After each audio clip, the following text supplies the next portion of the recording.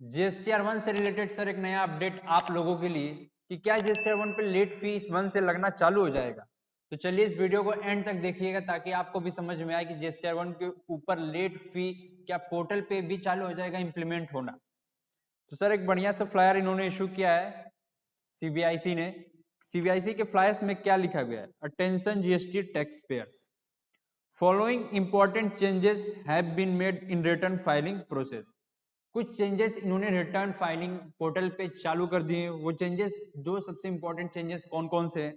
एक तो सर हमारा है कि आपने अगर कोई प्रीवियस टैक्स पीरियड का, लेट सपोज ये हमारा जो अक्टूबर का मंथ नवंबर में जाने वाला है, तो अक्टूबर से प्रीवियस मंथ में, अक्टूबर से प्रीवियस मंथ के आपने अगर सर जीएसटीआर 1 फाइल नहीं कर रखे हैं तो क्या अक्टूबर के मंथ का जीएसटीआर 1 आप फाइल कर सकोगे? The answer is no. आप सर नहीं कर पाओगे। तो सबसे पहले आपको सर अपने प्रीवियस मंथ का जीएसटीआर 1 फाइल करना होगा ताकि आप अक्टूबर के मंथ का जीएसटीआर 1 आप फाइल कर सको। दूसरा पॉइंट इन्होंने क्या कहा है कि जब तक आप करंट टैक्स पीरियड के, जब तक आप सर जीएसटीआर 1 फाइल नहीं करते हो, जब तक आप जीएसटीआर 1 फाइल नहीं करते हो तब तक आप जीएसटीआर 3B भी फाइल नहीं कर पाओगे। ऐसा क्या होता था पोर्टल पे पहले कि सर जीएसटीआर 1 आप फाइल करो या ना करो लेकिन 3B आप फाइल कर सकते हो, लेकिन इन्होंने सर ये चीज को भी हटा दिया है और इन्होंने क्या बोला है कि जीएसटीआर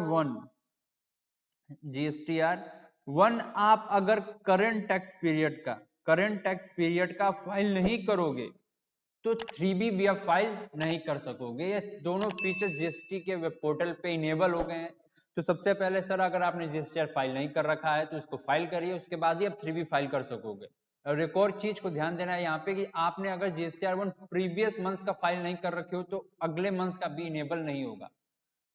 ये दो थे जो पोर्टल पे इनेबल हो गए चेंजेस। और क्या इन्होंने ड्यू डेट के बारे में रिमाइंडर डाला है? क्या बताया ड्यू डेट के बारे में कि form GSTR 1 is statement of outward supplies which is filed on quarterly basis and on monthly basis.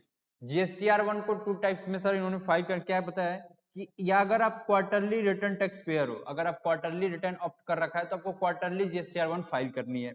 अगर आपने सर मंथली सेलेक्ट कर रखा है तो आपको क्या monthly, on the monthly basis आपको जीएसटीआर 1 फाइल करनी है। ड्यू डेट के बारे में इन्होंने क्या बताया है कि ड्यू डेट क्या है? Must file form all tax payer other than QRMP tax payer. इनको छोड़कर जितने भी टैक्स पेयर हैं जीएसटीआर 1 फाइल करते हैं वो कब करेंगे? ऑन और before 11th of the next month. Next month के 11th तारीख तक या उससे पहले आपको अपनी जीएसटीआर 1 क्या करनी है? फाइल करनी है। अभी तक सर क्या होता था कि पोर्टल पे, एक और चीज मैं आपको ये भी बता देता हूँ, क्यूआरएमपी के लिए कितना है?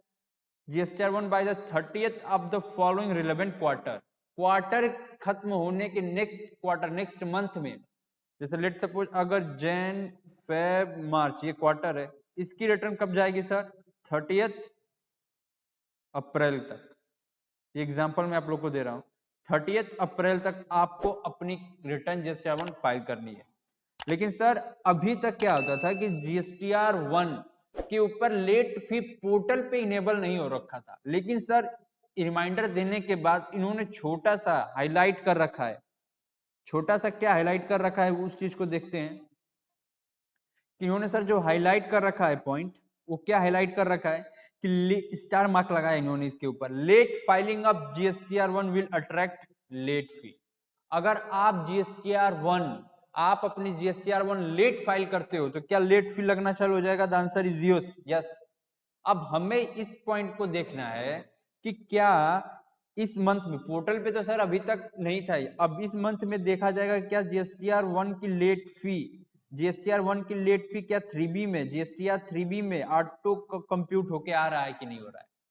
तो मैं अभी से आपको प्रैक्टिस में चीजें डाल देना चाहूंगा कि अगर आप एज ए प्रैक्टिसर हो, अगर आप जीएसटी के रिटर्न फाइल करते हो तो सर जीएसटीआर 1 11th या 11 से पहले कर ले अगर आप नॉर्मल टैक्स पेयर हो तो।